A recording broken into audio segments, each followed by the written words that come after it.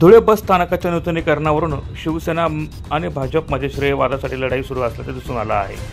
2 दिवसांपूर्वीच धुळे शहराचे भाजपा आमदार अनुप अग्रवाल यांनी बस स्थानकाची पाहणी करत अत्याधुनिक बस स्थानक करणार असल्याचं स्पष्ट केलं होतं। मात्र आमदारांच्या पाहणीनंतर आता शिवसेनेच्या शिष्टमंडळाने देखील पाहणी करत 2 दिवसात मंत्र्यांच्या हस्ते धुळे बस स्थानकाच्या कामाचा शुभारंभ होणार असल्याचं स्पष्ट केलं आहे। याबाबत प्रसार माध्यमांच्या प्रतिनिधींनी विचारणा केली असता 2023 पासून सदरच्या कामाचा पाठपुरावा शिवसेनेच्या वतीने करण्यात आला होता। त्याचा निधी देखील मुख्यमंत्री एकनाथ शिंदेंनी वर्ग केला होता, अशी माहिती शिवसेनेचे जिल्हा प्रमुख मनोज मोरे यांनी प्रसार माध्यमांना दिली आहे। अनेक वर्षापासून धुळे बस स्थानकाची अवस्था ही अतिशय दयनीय झालेली होती। सुसज्ज बस स्थानक व्हावं, इथे प्रवाशांची जी गैरसोय होती, अपघात होत होते, रोज अपघात होत होते, खड्डे पडून पाण्यामध्ये पावसाच्या दिवसामध्ये पाणी साचून मोठमोठे अपघात होत होते। या सर्व अडचणींना कंटाळले जे प्रवासी आहेत, बस स्थानकावर येणारे साधारण रोज 2 ते 2.5 लाख प्रवासी हे आपले धुळे बस स्थानकावर येत असतात। जवळपास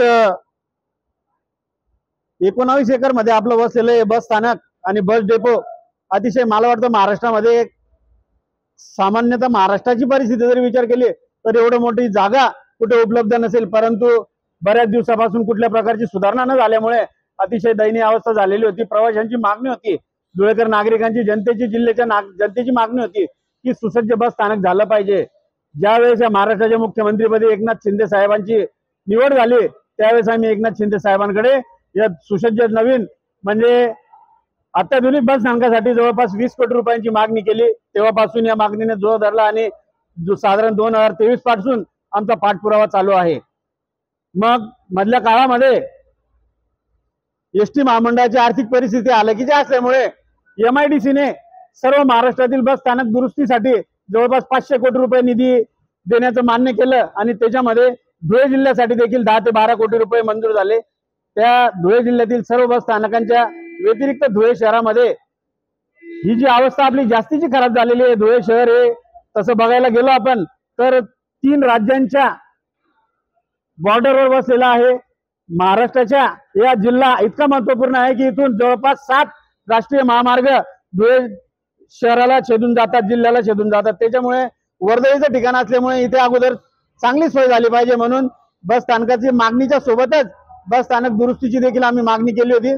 त्याच धर्तीवर MIDCच्या माध्यमातून उदय सामंत साहेब ज्यावेळेस धुळे जिल्हा शिवसेनेच्या कार्यालयाच्या उद्घाटनाला नामदार दादाजी भुसे, नामदार उदय सामंत साहेब आणि महाराष्ट्राचे युवा संसद रत्न खासदार श्रीकांत शिंदे साहेब ज्यावेळेस धुळ्यामध्ये शिवसेना जिल्हा कार्यालयाच्या उद्घाटनासाठी आले त्यावेळेस त्यांनी तात्काळ 4 कोटी रुपये निधी हा बस स्थानक काँक्रिटीकरणासाठी मंजूर केला आणि त्याच्याच दृष्टीने काम आतापर्यंत चाललेलं होतं। आज आम्ही या सर्व कामाची पाहणी करून कॉन्ट्रॅक्टर जे असतील त्यांना लाईन आउट कामाची देण्याचं एसटी महामंडळाच्या अधिकाऱ्यांनी देखील मान्य केलेलं आहे।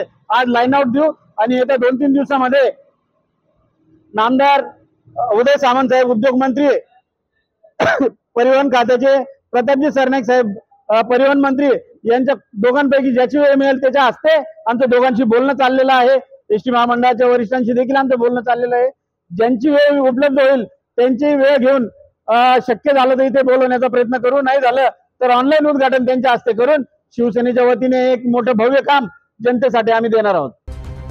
धुळे बस स्थानकाची मोठ्या प्रमाणात दुरावस्था झाली आहे। प्रवाशांना प्रवास करताना धुळीचा सामना करावा लागत आहे।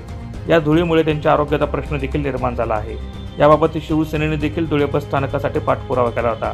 तर तत्कालीन MIMचे आमदार फारुख शाह यांनी देखील बस स्थानकाच्या दुरुस्तीसाठी निधी आणल्याचा दावा केला होता। तर नुकतंच भाजपा आमदार अनुप अग्रवाल यांनी पाहणी करत धुळे बस स्थानक सुसज्ज होणार असल्याचा शब्द धुळेकरांना दिला आहे।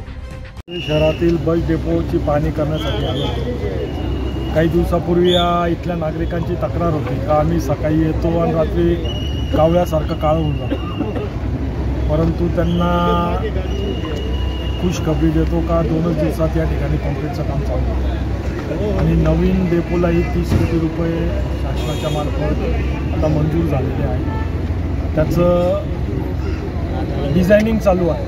डिझायनिंग पण 15 दिवसात पूर्ण होईल।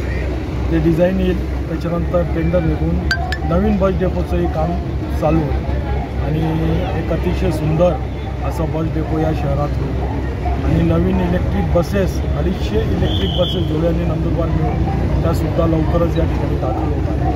तर धुळ्याच्या बस स्टँडचा चेहरा मोहरा लवकरच आपण बघतो. नवीन गाड्या येणार आहे. तर एकदा काम चालू झालं तर सर्वांची चर्चा करून त्या विषयावर चांगलं तोडगा. त्यामुळे या श्रेयवादाच्या लढाईत धुळे बस स्थानकाचे काम थांबू नये अशीच अपेक्षा धुळेकरांकडून व्यक्त केली जात आहे. प्रतिनिधी रूपक बिरारी, माझा महाराष्ट्र न्यूज, धुळे.